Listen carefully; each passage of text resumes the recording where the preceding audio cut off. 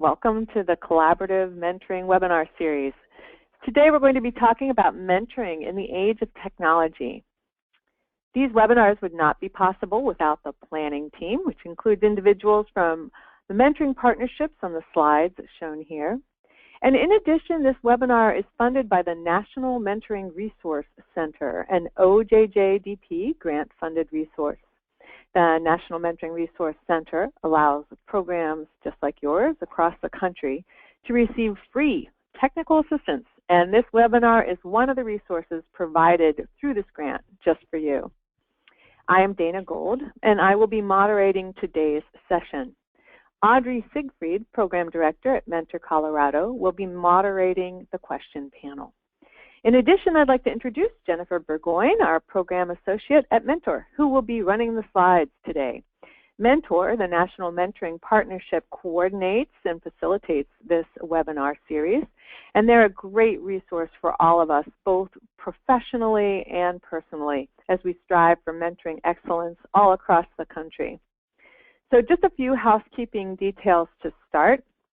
We always get this question 100 times. And yes, the slides are available after the webinar. You will receive an email about that so that you can download a copy of the slides and see the recording on the Mentor website. We're also going to look for your feedback. At the end of today's presentation, please answer the short survey that's going to pop up just after the webinar. We also want this to be a participatory experience as much as possible. So please use the question box. It's over on the right-hand side of your screen in the control panel. And you can ask questions throughout the webinar. We're going to have 2 different times during the webinar for you to actually have those questions asked by Audrey Siegfried, who will be queuing up the questions herself. The questions that we share with our panelists are generally ones that really broaden and deepen the conversation. Please keep in mind we can't really address specific needs of particular programs during the question time. We do try to get to as many questions as we can, but because there are over 500 of you registered for the webinar, it's just not possible to answer them all. So we always do this every webinar. We like to know who's here. So we're going to ask a couple polls. And Jennifer, do you want to launch the first one? We just want to know your level of experience. So if you could chime in and let us know where you see yourself as a practitioner in the mentoring field, beginner, experienced, or expert. Let's see.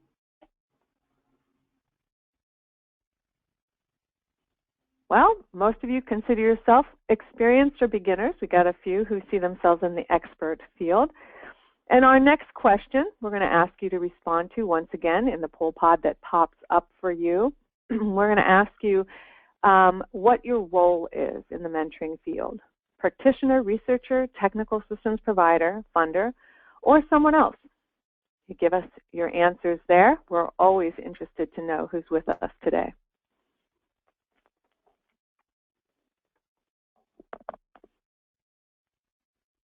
Okay, and the vast majority of you are practitioners, and after that, other. Very interesting. We usually have mostly practitioners, so we're glad that you're here with us today. What we're going to do next is I'm just going to introduce the panelists. We've got Kate Schrauth, the Executive Director of CouldBe, Camille Stone, the Program Director at We Teach Science, and Lindsay Page, Assistant Professor of Research Methodology at the University of Pittsburgh School of Education. So what we're going to do is just go through each, and I'm going to tell you a little bit more about each of our presenters. Lindsay Page is an Assistant Professor of Research Methodology at the University of Pittsburgh School of Education, and her work focuses on quantitative methods and their application to questions regarding the effectiveness of educational policies and programs. Much of her recent work has focused on investigating potential solutions to summer math, the phenomenon where college-intending students fail to transition successfully from high school to college. Lindsay is a co-author of a book on summer melt, and her work has received significant media attention, being covered by NPR programs such as Morning Edition and Marketplace, as well as in the LA Times. Lindsay holds a doctorate in quantitative policy analysis and 2 master's degrees from Harvard University. So welcome, Lindsay. Our second panelist, Kate Schrauth, leads CouldBe to live its mission to help thousands of teens reach their true potential. Kate is especially passionate about engaging mentors, schools, companies, and supporters who make mentoring possible at CouldBe.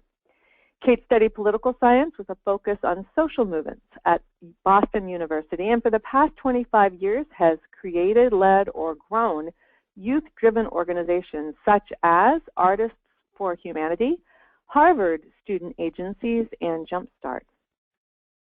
And finally, our third panelist is Camille Stone, the program director at We Teach Science, where she oversees the remote tutoring and mentoring program. She manages school partnerships, program, pedagogy, training, and execution. After receiving her undergraduate degree in elementary education from Northern Arizona University, she worked as a teacher and an educational leader for Patterson Elementary School in the Fremont Unified School District for nearly 10 years. While teaching, she finished her master's degree from Cambridge College.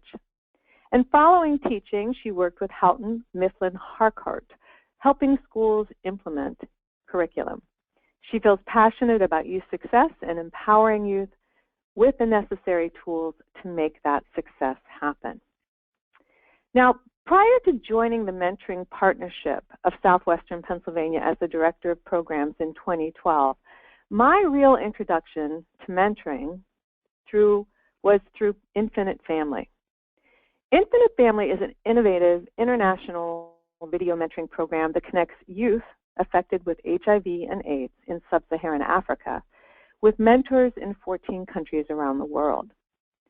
I had the incredible privilege of traveling to orphanages and communities with a high density of child-headed households, and I got to go in there and set up computer labs, teach the youth basic computer skills, and connect them with a mentor, an adult who was just theirs, who they got to meet with face-to-face in real time once a week for half an hour.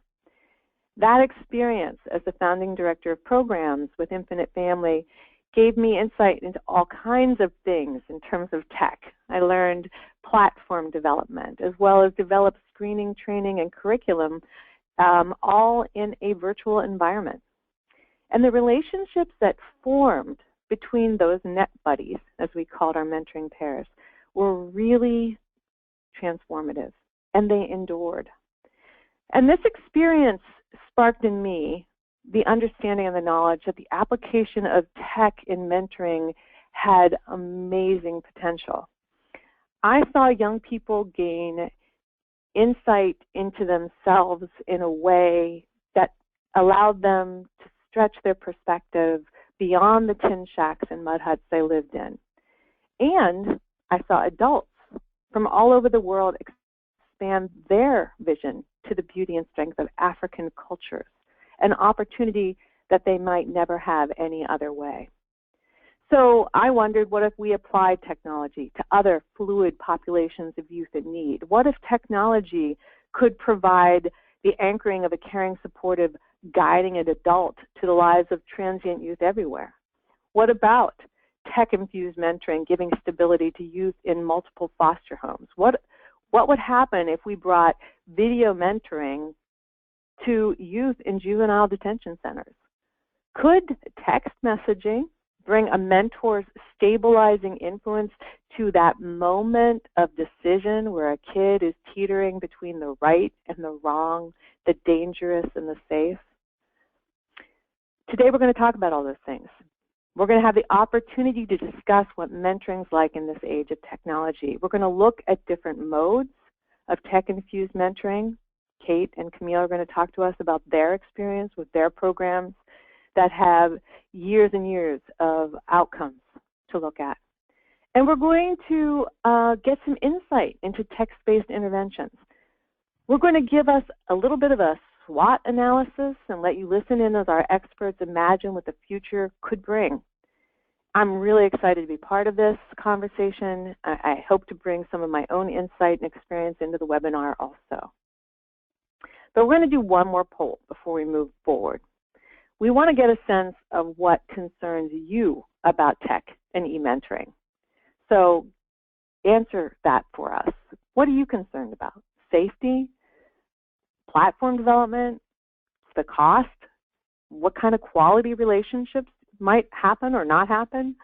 Or even having appropriate staff? Let's see what you have to say.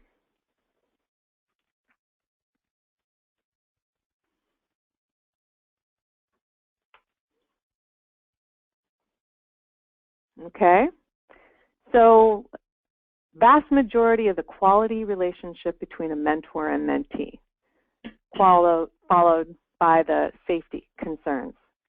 Okay, that's good to know. I'm glad we started there. We hope to address these concerns in the next hour or so. So first we're going to start with Lindsay Page. Over a year ago, I had the opportunity to hear her discuss her work on text-based interventions with that issue we discussed briefly, summer melt. I was really excited to see what she was doing and to hear about the results, and so I invited her to join us today. So welcome, Lindsay. Hi, thanks so much, everybody. I'm so excited to be talking with you today. And in fact, when we were putting this session together, I was so enthusiastic that I submitted about 20 slides that I wanted to share, and I had to cut it down to about 5. So if this work is interesting and sort of speaks to you, I'm always glad to follow up with folks afterwards. But what I do want to share today starts with the work that I've done in collaboration with my colleague, Ben Castleman, who's at the University of Virginia, on summer melt. And so when we talk about summer melt, what we're talking about is the transition from high school to college, particularly for those students who finish high school, indicating that they do in fact have plans to continue on to post-secondary education, that they have applied to college, they've gotten accepted to college, they have a specific plan of where they want to go. And in this slide, what I try to represent is the fact that between being admitted to college and actually enrolling, actually matriculating to a particular college or university, there are many steps that students need to navigate. Things like finishing up their financial aid, sometimes verifying the information that they've reported on their FAFSA, completing housing applications, taking placement tests. So there are many tasks that students need to navigate, and what we know about traditionally aged college students from a sort of developmental standpoint is that we're talking about students who are 18, 19 years old, they're more impulsive, they have competing priorities, they have difficulty focusing on complex tasks, and so this is an important transition in young people's lives where we're asking them to take on a lot, where they are making quite adult decisions about doing things like taking on debt. But it's a period of time when students don't have ready access to guidance and support. They're no longer part of their high school community, but they have yet to join their post-secondary institution. And so what my colleague and I tried to do was we first observed that summer melt was a prevalent phenomenon. Many students don't successfully make this transition, despite having well-articulated college plans. And so we wanted to implement and test out a variety of interventions in order to help students with this transition. So if we can go to the next slide, please. So we tried a variety of interventions, and the first interventions that we tried were not high-tech solutions. We basically had counselors reaching out to students. We would give counselors a caseload. Counselors would reach out to students via traditional modes of communication. They would typically call students on the phone, email them. In fact, our counselors were reluctant to use text messaging at first, but we found that once we sort of opened the gates to text messaging, that we were better able to communicate with students. And so that was one summer of work, and in the following summer, we really learned from those initial findings that text messaging was the best way to communicate with students.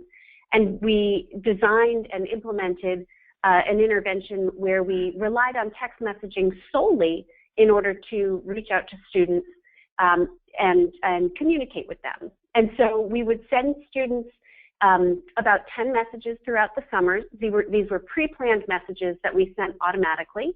that we constructed sort of Mad Lib style. So in the examples on the screen, you can imagine that some of the fields in these messages are customized to the student. We can customize things like their name, the institution where they're going, and some institution-specific information. And we can push out these messages automatically, and then that can prompt students to respond and connect with an advisor who's able to communicate with students, again, via text. So if we go to the next slide, this slide shows you an example of an exchange that occurred between a student and an advisor over about a 10-minute period. So the initial message that goes out is an automated message that is sent sort of on an advisor's behalf. And the student writes back, it's prompting the student about his or her financial aid, and the student writes back almost immediately, I saw what my bill is for. I saw what my bill is, so is that what financial aid takes care of? The advisor can respond, do you know how much your bill is for? And the student reports back $3,000 and some change. So the organization, we worked with Aspire, which is a wonderful nonprofit organization in Boston, to do this work. The advisors at Aspire have good information on their students. And so the advisor was able to know that given that the student was planning to go to a local community college, $3,000 was way too much for the student to be paying, that his or her financial aid hadn't been properly applied yet. And so the advisor can respond back with that kind of insight. And just a simple nudge, a simple reminder that the student needs to be checking email to look for communication from the financial aid office. And that simple reminder from a knowledgeable advisor was enough to get the student back on track, and importantly, save the student from potentially paying more in tuition than he or she should have had to pay. So the student was able to figure out financial aid and then successfully matriculate to college. One other thing I should say is that we've worked with a fantastic technology provider to do this work. So students are receiving text messages on their cell phones, but advisors, counselors and advisors are not using their personal cell phones to communicate with students in this way. We've worked with Signalvine, and Signalvine is a provider that has built us a web-based portal where counselors and advisors can interface with the text message communication in what looks essentially like web-based email. And their system is quite sophisticated to be able to customize messages and schedule the distribution of messages and so forth. So if we go to the next slide. So my training is in, as you heard before, quantitative research methods. So it's very important for us to understand whether and the extent to which these kinds of interventions were improving college enrollment outcomes for students. And so we've implemented many different summer melt interventions within the framework of a randomized control trial. So we could identify the students who were eligible for the outreach and then only provide outreach to some of those students, and this allows us the opportunity to understand the impact. And the thing that's really exciting for us is that we have seen in multiple contexts over multiple summers with different populations of students that this type of text-based outreach and text-based counseling in this summer of transition has strong and positive effects on the probability that students are successfully transitioning to college. So particularly for students from low-income backgrounds, on the left-hand side of the slide you see, excuse me, where it says Dallas FRL. These are students who qualify in their school for free and reduced price lunch. On the right-hand side of the figure, you see particularly large effects for students from low-income backgrounds. These are primarily students who qualify for the highest level of means-tested federal financial aid. And so what we find is this kind of summer support has positive and meaningful impacts on timely enrollment. And what's particularly exciting is that because of the text messaging technology, counselors and advisors are really able to serve a large number of students such that we're able to keep the costs fairly low. So most of these interventions we've implemented at the cost of about $7 to $10 per student, inclusive of the time to pay counselors and advisors to communicate with students over the summer. So in the next slide, I'm going to transition a little bit here to say most of my work with text-based advising has focused on college access, college success. We have, my colleague and I have one intervention where we've continued text messaging into the freshman year of college. We have others in the field right now where we've rolled back and said, can we use this kind of strategy to help students navigate the process of deciding whether and where to apply to college.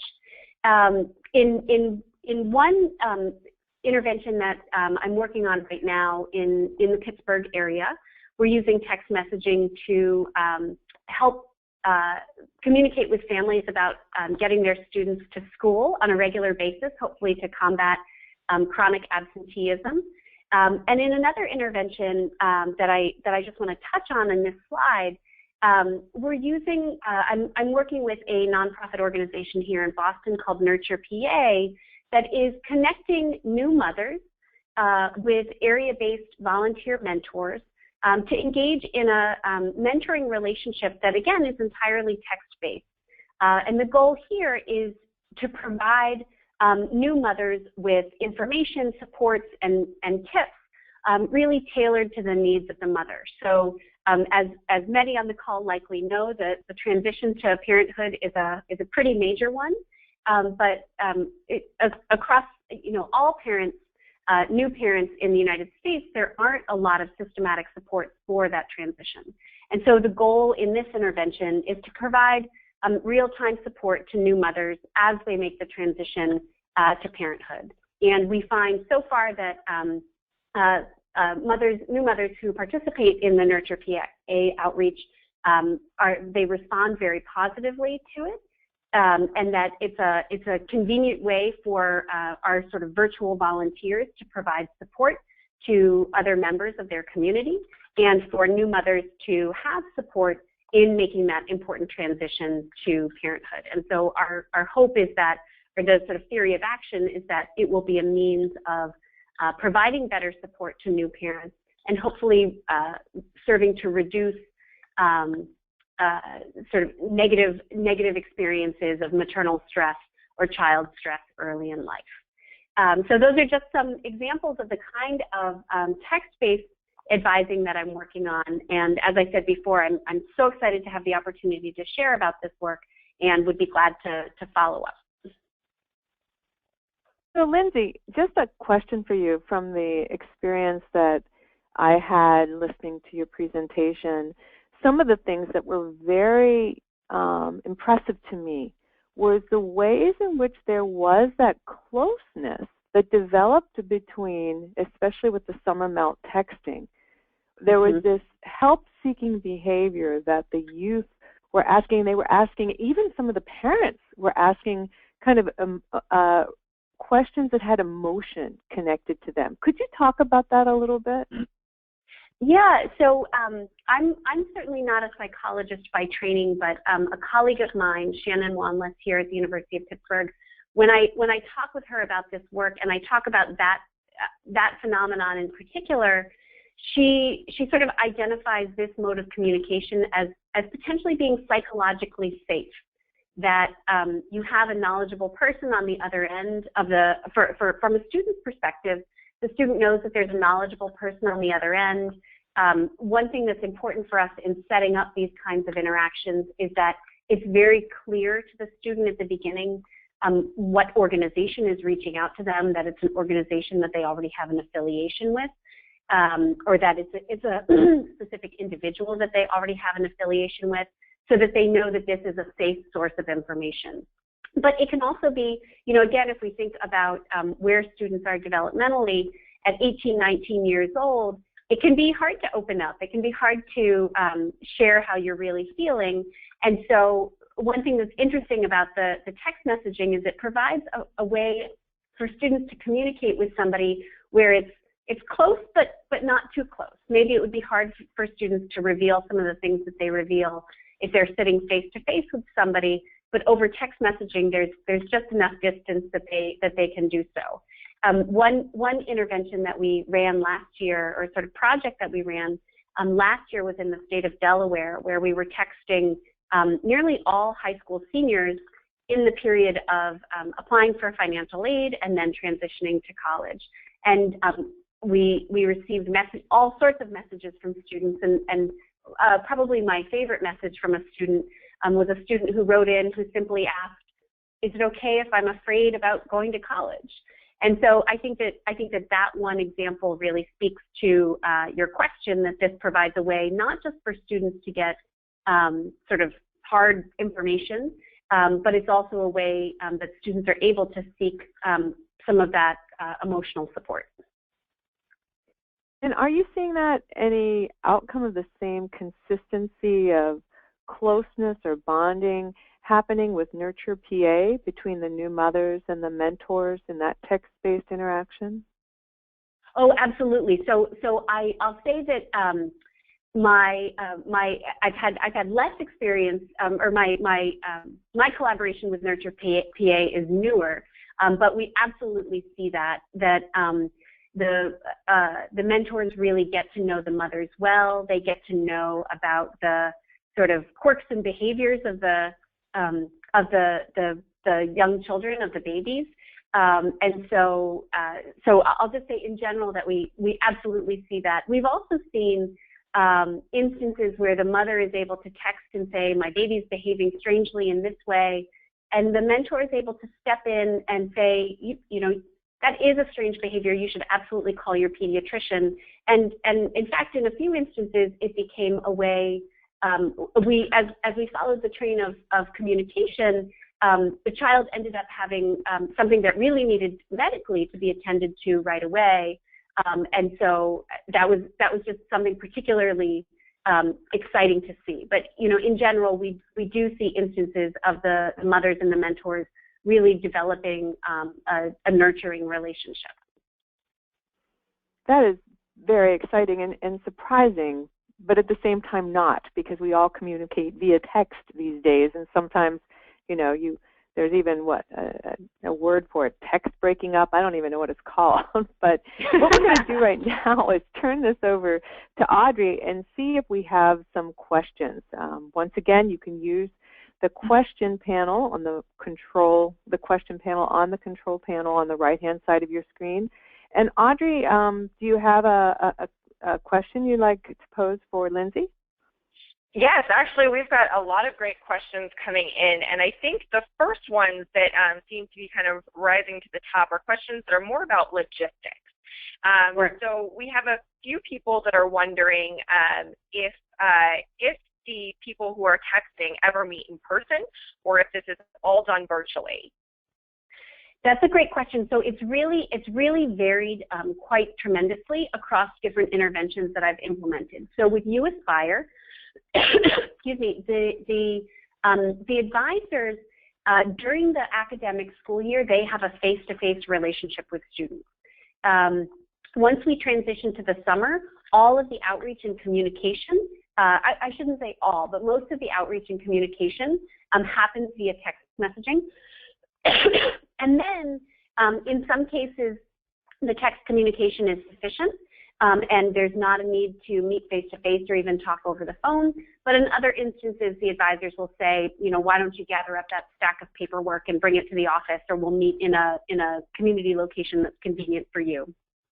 In other interventions that we've run, particularly one that we did last year, we partnered with high schools, where in those cases we were seeking to message students about completing their FAFSA, applying for financial aid for college on time, and in those instances, the ostensible sender of the message was the high school counselor. And so in the messages that we sent out, the text of the messages themselves prompted students to write back with questions, but in some instances we also said that, you know, the message ostensibly from the counselor would be, if you have a question about that, come to my office. So in that instance, the student and the counselor were in the same building during the school day, and so that made sense. So it really varies depending on who's doing the support. The last example that I'll give, in the Delaware project, we were messaging out to all seniors in the state, or about 70% of seniors in the state. And the ostensible sender of the messages was the person who ran the Office of Higher Education for the state of Delaware. She can't respond to text messages to 4,000 students. And so we had a team of volunteers who were primarily graduate students at the University of Delaware, and they would come together in a room once a week when the automated messages went out, usually when you use text messaging in this kind of way, most of the responses that you get will come within an hour or two of the automatic message going out. And so this team of graduate students would sit together in a room and respond to text messages as the questions came pouring in.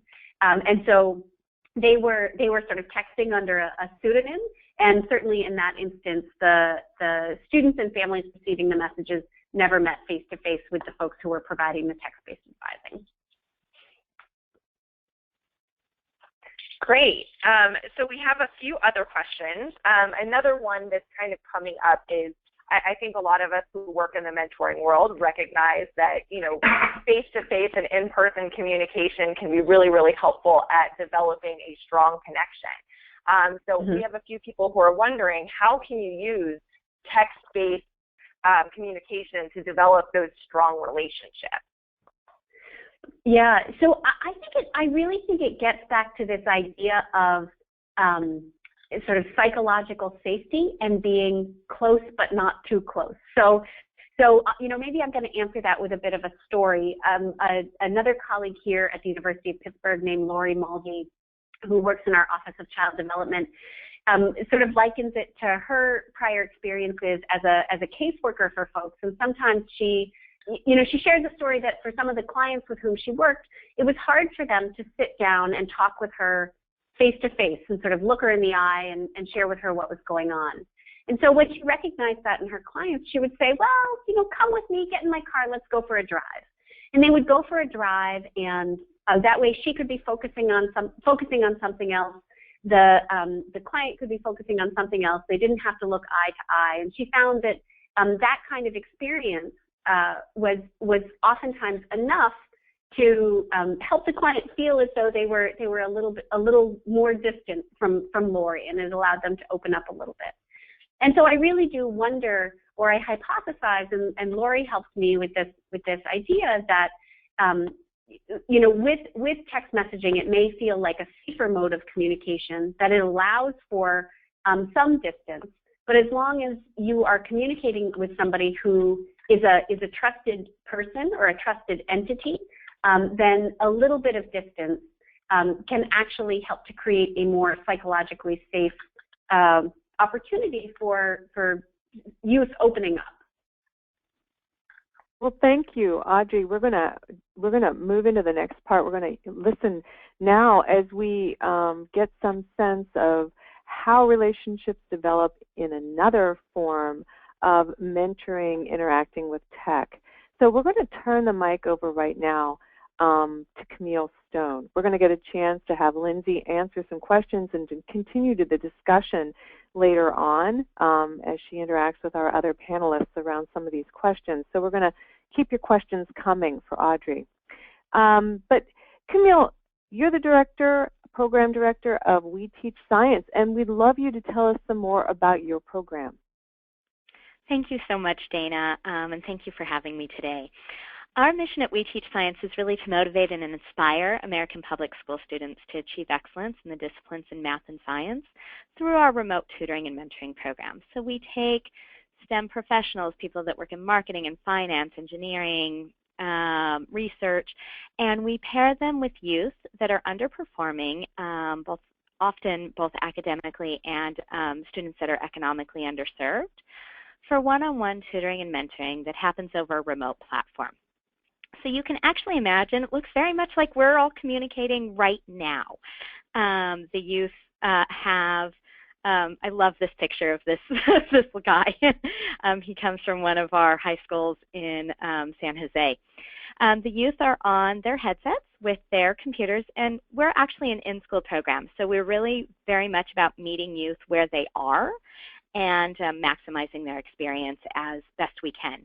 And the mentors could be in his or her office with their headset on, working into their computer. So it is remote, but it happens over the internet, and it's live time. So voice-to-voice communication and synchronistic writing. We do have an academic component to our program. So we do believe in building kind of those academic skills that a lot of our youth struggle with, but it's also mentoring. So it's that one-on-one connection that happens over the course of the entire school year, where students and youth really get the opportunity to develop that bond and that relationship by that continual bonding that happens in a week-to-week experience. What's really interesting is that it's proven to be very effective. It's improved.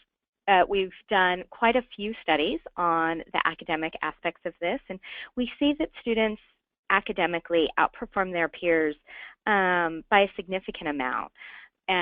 This is both on standardized tests given by the state, but also on more localized measures and on grades. One of our high schools in the San Leandro area, which is right outside of Oakland, we had a class with a peer class that did not get our program, and our youth grew an entire letter grade, or nearly an entire letter grade, and the peer class didn't grow at all. That was really interesting to me. But I don't believe this is entirely around the academic growth that kids are making that projection, because we're seeing really strong longitudinal effects, and we think this really has to do with that increased self-efficacy, the increased self-confidence that the youth get by having that mirror back from an adult that is showing up for them week after week, and that's really encouraging them and building their growth mindset and really talking to them about the opportunities that they have ahead of them. I really love this quote from a youth. There were a lot of questions to Lindsay about, can a relationship take place over distance? And I think this quote kind of gets to that a little bit. This youth said, I want to thank her mentor, for everything she's done for me these last few months. She's helped me in every way, inside and outside of school. She's a great and beautiful mentor. That really resonates with me about how deep that relationship can go, even though it's happening over a remote platform. We can go ahead and go to the next slide.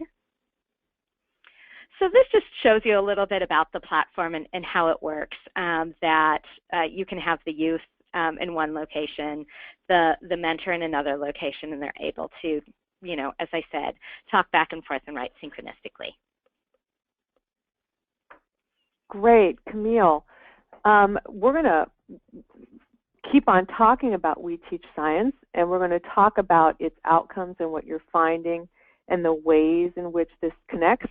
But we're going to jump now into introducing Kate Schrauth, who's going to tell us a little bit about CouldBe and introducing that program too. Hi everyone, my name is Kate. Thanks for the intro, Dana. Would love to just give you a high-level overview of CouldBe. So CouldBe was founded in 2000. We've over 21,000 students across the U.S. In that time. We have since moved into Mexico and Canada as well.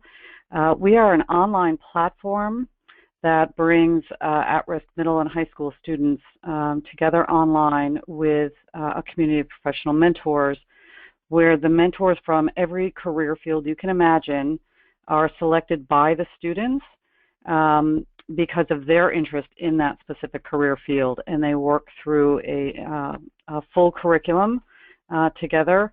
So our students have spent over 240,000 hours online with their mentors. On average, we're serving about 2,100 to 2,500 per year. That number is growing significantly. And we understand that the national average for U.S. students is about 9.5 minutes per year with their guidance counselors to be thinking through their academic success, career exploration, planning for post-secondary educational opportunities. And at CouldBe, they're getting, on average, just under 12 hours with their mentors looking at those same very important life decisions. We can go to the next slide. So we focus very specifically on two primary outcomes at CouldBe, improving self-efficacy and on academic and career preparation. We've had researchers from Drexel University in Philadelphia perform 2 research efforts on our behalf. Those published findings have been well documented that we're seeing very significant improvements in self-efficacy And on the career and academic preparation side, we're seeing that the students are not only developing career aspirations, but that those are persisting over long periods of time. And we know that once we light that spark and that aspiration is well developed, that students will continue to persist to reach those goals. So we can go to the next. So this is the I Could Be curriculum. We learned very early on that in order to bring young people together with mentors online, we really needed to create the context for them to not only develop a meaningful relationship, but to achieve tasks that made both the mentor and mentee feel that they were accomplishing something really worthwhile together. So our curriculum very specifically focuses first on developing the relationship, and then going through 3 primary missions of I am, I could be, and I will. And those 3 missions really translate to having the mentee help the mentor understand where they are in the I am mission. The I could be mission is taking them on a far forward journey into career exploration so that they can start thinking about where I want to go, and then ends with an I will mission, which is about getting to high school graduation successfully and planning for those post-secondary educational opportunities and or being prepared for the world of work. So the transition from this is where I am today, this is where I see myself in the future, and the I will mission is how do I get from here to there in a very tactical way. We can go to the next slide. And these are just some samples of the actual activities. So we have 81 activities throughout the curriculum that last throughout the entire school year. Mentors and mentees are meeting asynchronously on a weekly basis. So the I Could Be program is embedded into a class. 1 day a week in the class, the students are getting on and doing their I Could Be work. And as soon as they make a post to these activities in their own personalized space on the platform, the mentor is automatically notified that they've done their work, and now it's time for the mentor to come in and respond and cajole and support and guide the mentee through all of these activities. So we have a very similar structure for each activity, so there's high usability for both mentors and mentees to get right to the work that they need to get to in supporting that mentee to develop goals and reach those goals. Thank you so much, Kate. Yeah, You're okay. welcome. So now everyone has some idea of who's here and what their experience is. And, you know, we had such a great conversation starting this planning this webinar, that we wanted to give you the opportunity to hear into the conversation. So Kate, Camille, and Lindsay, I'm going to invite you to discuss some of those questions that we delved into. And the first question I'd like to reflect on, I'm going to pass to Kate. Based on your experiences, what benefits do you find that tech-based mentoring interventions bring to youth development? Well, one idea that pops into my head based on the conversation so far is this equalizing effect that the technology can provide, especially for the mentee.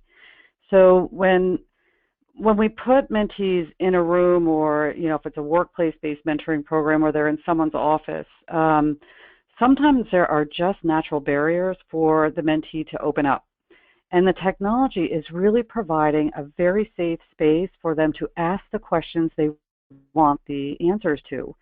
So there's this amazing equalizing piece, and the mentees are coming forward as their authentic selves because they do feel so safe.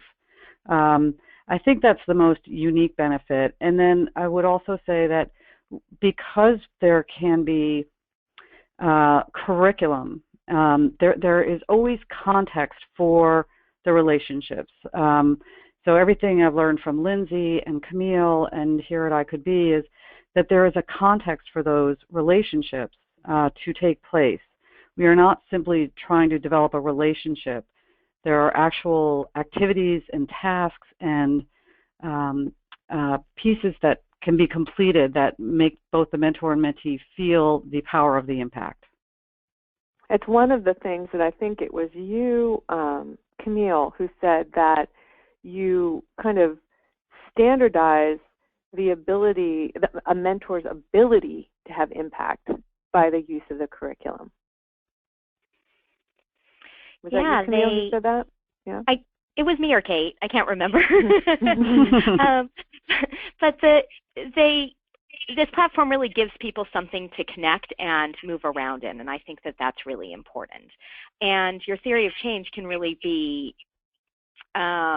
benefited through the use of technology. It can be advanced through the use of technology. The other thing that I think is really interesting with my academic background is that youth are really getting exposure to some 21st century learning skills that are incredibly important and are going to be really necessary in the work field that they go into.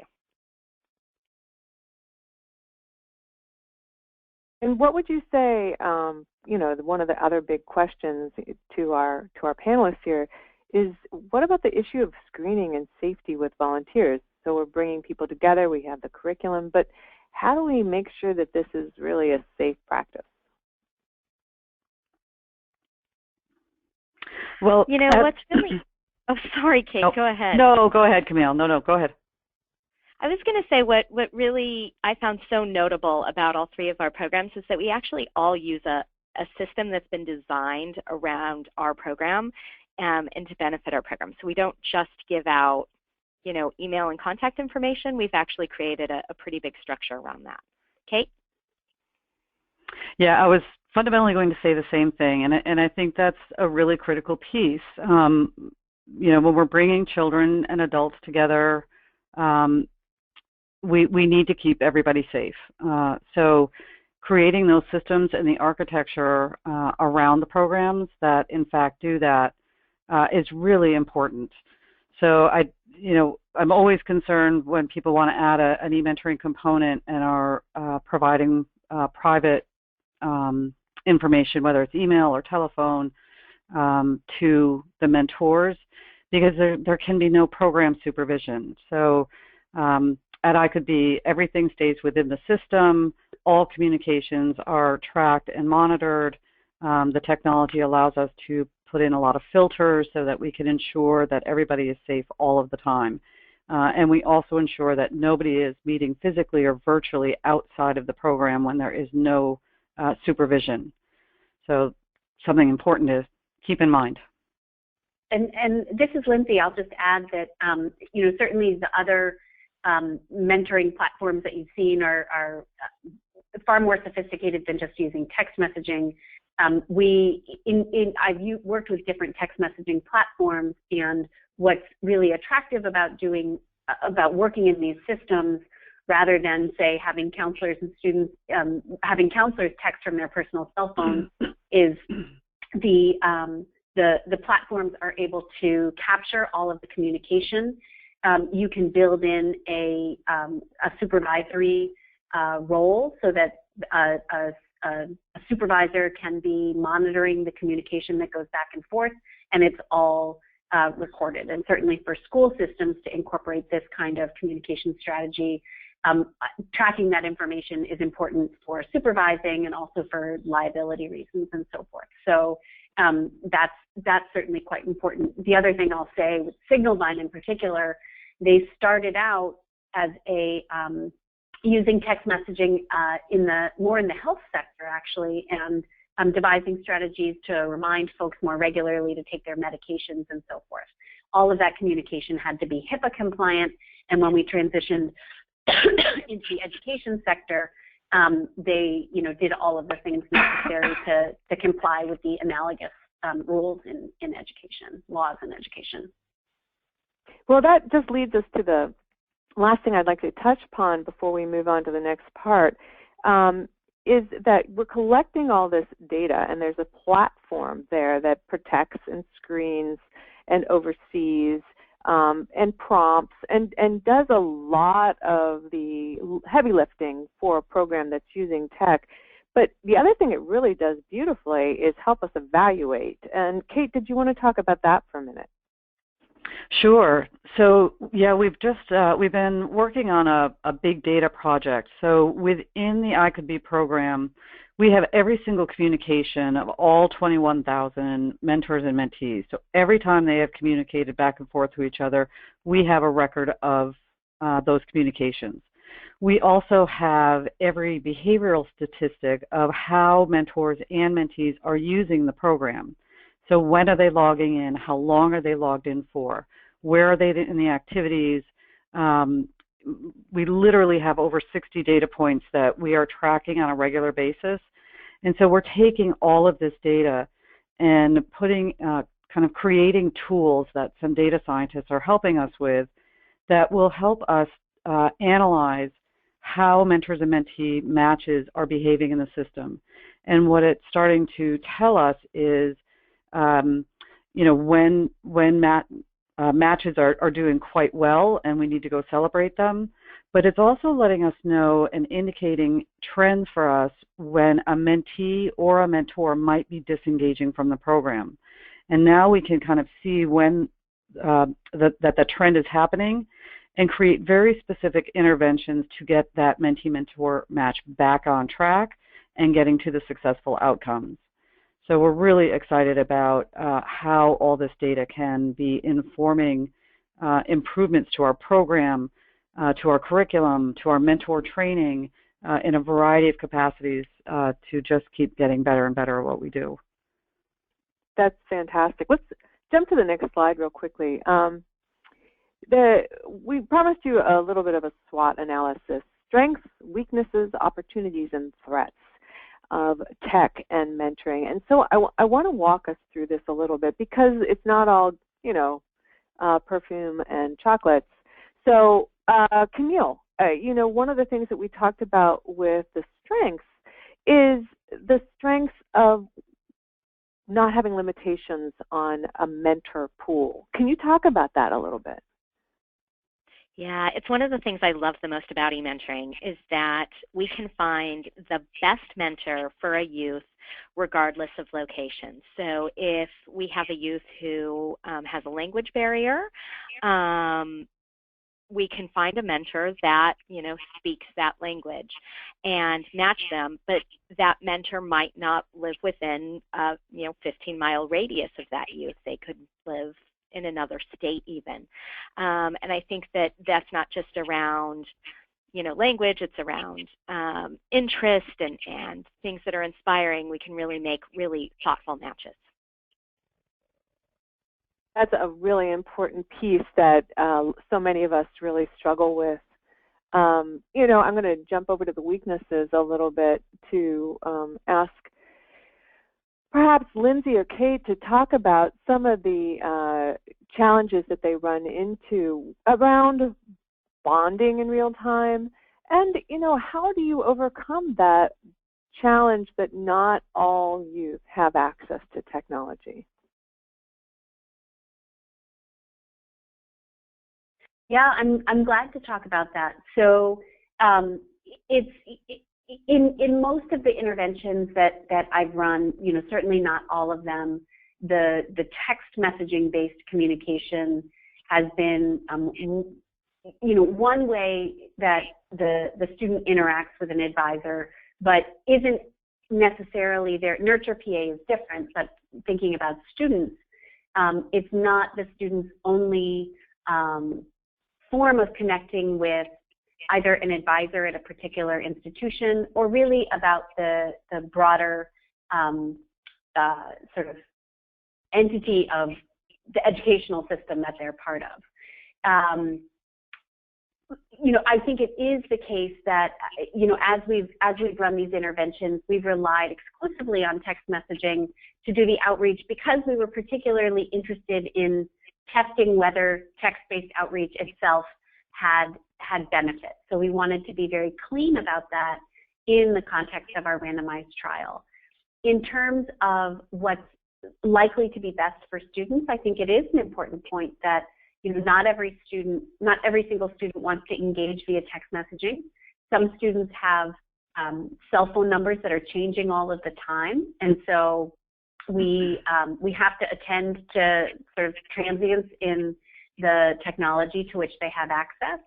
And so I really see, or what I would like to see is using things like text messaging as one of multiple ways, multiple avenues of connecting with students, so that we can be sure that we're allowing for modes of communication that work best for each individual student in the care of an organization or a system.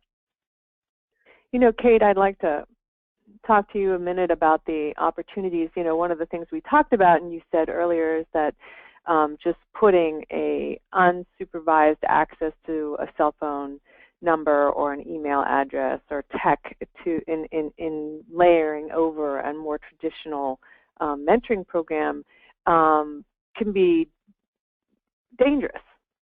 And you talked about how mentors can stay connected as alumni at the end of the relationship via this kind of text-based interaction. I want to invite you to talk about that a little bit more. Sure. So at the end of the program year, which for some of our partners is a school year, for some it's a multiple year program, but whenever the student ends their final program year, they automatically become an alumni of CouldBe. And at that point, there is no cost to anybody for the program, but we will keep the mentees' accounts open for the rest of their lives if they would like to. So we always, as we're doing kind of our year-end closeout, we're working with all the mentors and mentees to encourage them to use that alumni program after the kind of official structured program has ended so that they will stay in contact. Now, once the student turns 18, if both a mentor and mentee agree, we will then allow them, we will share their personal information, whether it's email or phone, but we'll just get that in writing from both parties, and then they can use their more traditional communication methods once the student's 18. But we want to kind of continue these long-term relationships over many years. And you, to full disclosure here, We Teach Science has started a partnership that is kind of like that with you at CouldBe. Have you not, Camille and Kate? Yeah, so last year was our first year in a collaborative effort working with students in San Leandro.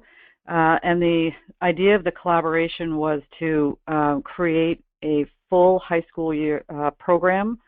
So that would go for 4 years. So 9th, 10th grade, the students are doing the We Teach Science program. And then in 11th grade, the same mentors transition with the students, but they start the CouldBe program. And then for their 11th grade year, and then in 12th grade, that would be a less structured, more of that alumni style program, so that we can have that 4-year look. So we are absolutely thrilled to be partnering with We Teach Science on this effort. Camille, what are you seeing with that kind of seamless connection there? Yeah, it's been wonderful. And actually, Kate, some of those results that Kate was talking about, she's been able to pull as a quick comparison about what it was like to have the same mentor stay with you between 2 programs. And I think she can talk about that a little bit. But I want to talk about how we were only able to do this really because we're both remote programs. That's not something we could have done if we had a different theory of change. The fact that we're remote made it so that my remote mentors could transition into Kate's program, and I think that's pretty unique. That is right. Very unique. Go ahead, Kate. Sorry, I was just going to say, so some early initial results are showing that for the students who were in the We Teach Science program and transitioned into the CouldBe program, when we look at the time that the mentors and mentees are spending together, it's about 25% more time than a similar cohort in the same school who did not have a returning mentor. Wow. So the engagement level is increasing very, very quickly. And I think that's a real opportunity of e-mentoring is increasing the engagement levels. So whether it's collaborations like this. CouldBe has just developed its program to work on any mobile device whatsoever, and we expected to see the majority of folks using a mobile device to be the mentors while they were commuting or in between meetings, that kind of thing. But what we're seeing is that it's a 50-50 split, and for the mentees using mobile devices, which means they're using it outside of their classroom, it's primarily on their iPhones. So the good news is that they're using, not only are they using the program inside the classroom during their scheduled class, but they're now using it outside of the classroom, which is increasing the frequency of interaction with their mentors, which is always a great thing. You know, we're going to talk some about the future of tech and mentoring, and we're going to be coming up to questions again about 5 after 2, so we're going to be able to queue up your questions then. I did want to say that one of the things that we have seen is that this has been the mobility of mentors. You know, they're always complaining about they're not having time, you can't get there, the travel, the commitment. That's really true for students who are in locations that may be far-flung for a mentor to come to. For instance, when we were connecting youth in South Africa with mentors around the world, of course, that's a very big, far-reaching example. But even within South Africa, when we were connecting youth in South Africa with South African mentors, we had mentors who did not feel comfortable because of the history of apartheid in South Africa with going into the townships. Even though they worked almost next door to those townships, it wasn't a place where they felt welcome or safe. But as they developed this relationship in real time, face-to-face, via a secure internet platform, there was a lessening of that barrier because they became familiar really with someone, an individual from that culture, from that community, and so that mentor changed too.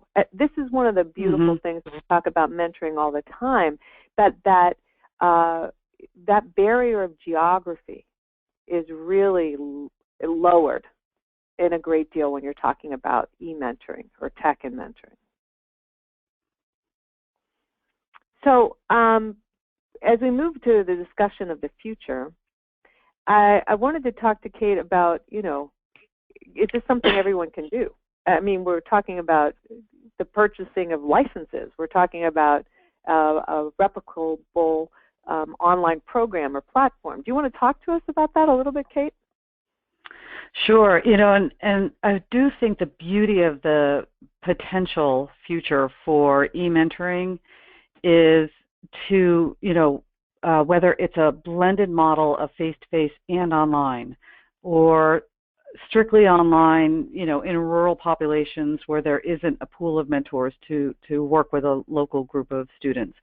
So, you know, I wouldn't want to suggest that, you know, e-mentoring is the be-all, end-all. I think in combination and collaboration with face-to-face, other e-mentoring, all of these pieces coming together is where I think all of our strength comes from in it. So at CouldBe, what we like to do, so we partner with public schools all across the U.S.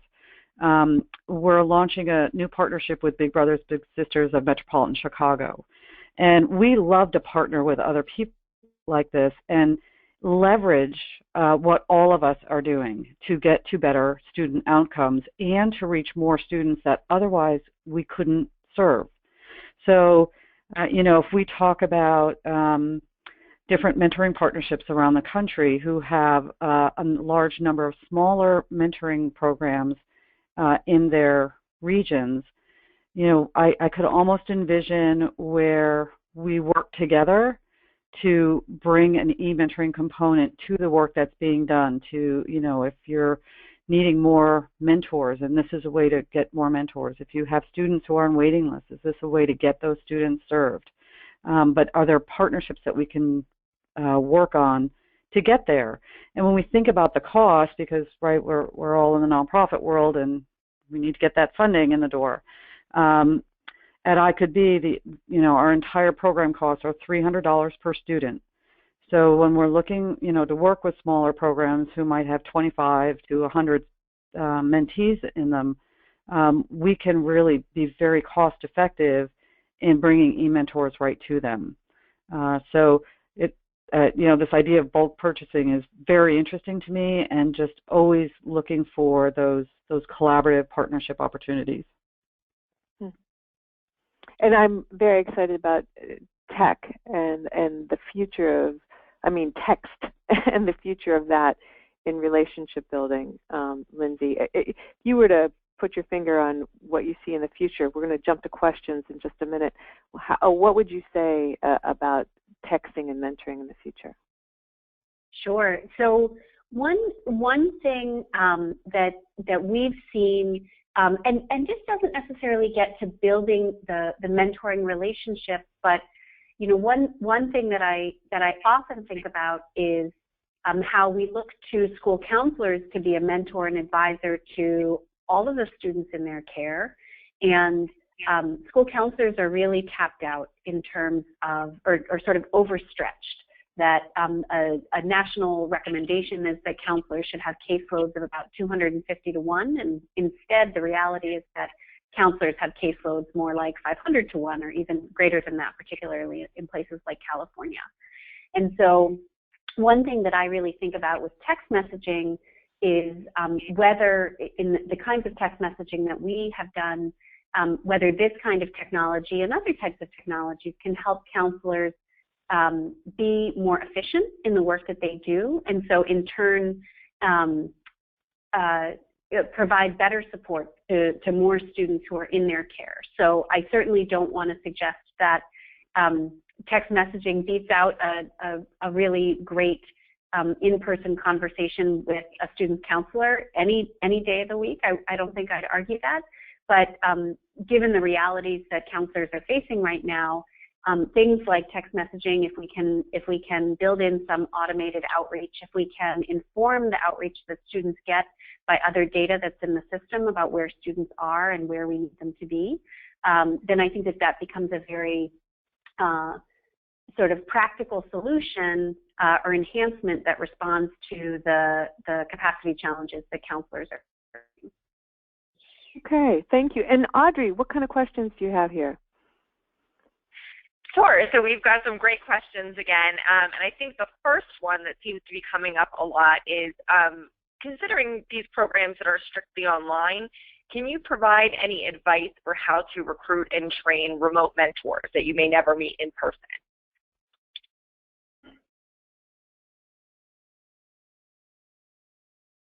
I can jump in on that. This is Camille. We work within organizations to help us bring people in. We have an online platform that people apply through. We do webinars just like this for our orientation, and then we do individualized interviews with people over our remote platform, as well as like fingerprinting and things like that. Infinite Family used video that we recorded that people were able to walk through with questions embedded after each piece. So you signed into a platform, you watched a video that talked about one certain aspect of things, you answered questions about it, went on to the next one, and then culminated that training in a live online training. Yeah, and we do very similar things that you all do. And then we also have ongoing monthly mentor calls to kind of take a look back at what they have been working on, celebrate successes, address any challenges, and then look forward each month to what the students will be working on to help the mentors be prepared. Okay, Audrey, another question? Yes, absolutely. So many programs are pretty fearful about delving into the use of technology and mentoring relationships, considering all of the safety concerns and things that can come up. So what do you think an organization should consider when they're determining if they should or shouldn't use technology as a component of their mentoring program?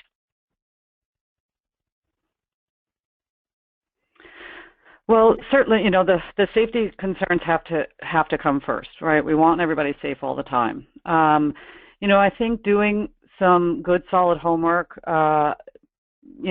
talking to e-mentoring programs, understanding what risks they are actively addressing with their systems. So whether you're thinking about building your own or partnering with an existing program, I think really spending some time understanding what the potential risks are and knowing what your population's risks might be is the best place to start. There's certainly, there's great information out there, and certainly all the e-mentoring folks I know are very happy to talk with everybody about those issues because we've all spent a lot of time thinking them through and making sure that we are not putting any young person at risk or any mentor at risk for that matter. Yeah. I would add to that, Kate, that Lindsay, I assume your program has this. I know less about your program, but both CouldBe and We Teach Sciences platforms actually have extra security built into them. All of We Teach Sciences sessions are automatically recorded, so program staff or management can go in and watch a session. We actually have people we have contractors who used to be teachers that we pay to do that 4 times throughout the year and provide individualized feedback to our mentors. And I know Kate has set up a great system for looking for risk factors or risky words that come up. So in some ways, the platform provides extra security. Exactly. Yep. So go ahead. Oh, I was just going to say that I agree with that completely. So in the space of text messaging, as I said before, when working in this web-based platform, there is that added security of capturing all of the correspondence that happens so that it can be reviewed if and when necessary. Right. In Nurture PA, every single correspondence you can see. I mean, it's unlike when I take my mentee out for brunch, nobody can see that except the strangers around me. When I'm interacting with my mentee online via text or e-mentoring, there is a way to capture that. So it's actually in some ways a little safer. So Audrey, yep. Last question.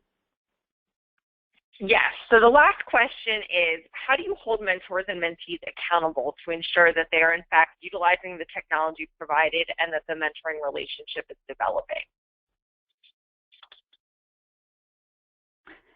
So well, for us, yep. Oh, I was just going to say, one thing that we do in our text messaging communication. This is not true of Nurture PA. But actually it is true of Nurture PA, that there are some messages, it's partially true of Nurture PA, it's entirely true of the other interventions that I talked about. We have a pre-scheduled set of messages that go out. And so there's a sort of pre-planned programmatic component to the outreach that happens on a regular timetable. And then what we're actually also able to do, again, because of the system, is we can track how many messages are coming in from students, and we can observe when and whether mentors are responding to those messages and sort of clearing out what looks like an inbox. And so, again, because of the capacity of the platform, we're able to track the level of communication and traffic and track whether and when mentors or counselors, advisors are responding to students. So there is a sort of an accountability component built in that way. And I have got to bring us to a close. I tell you, there is just so much we could talk about with this ongoing, and I know it's a hot topic. We want to tell you thank you to all our panelists, Lindsay, Kate, and Camille. You've been great. We are sharing the contact information with our presenters. We are lucky enough to receive these links, both for the National Mentoring Resource Center if you want technical assistance about this particular need, or you want to contact the mentor for more information. You will receive all of this and more in an email following the webinar. We are also looking for your feedback. At the end of today's webinar, please take the short survey that's going to pop up when you leave GoToMeeting.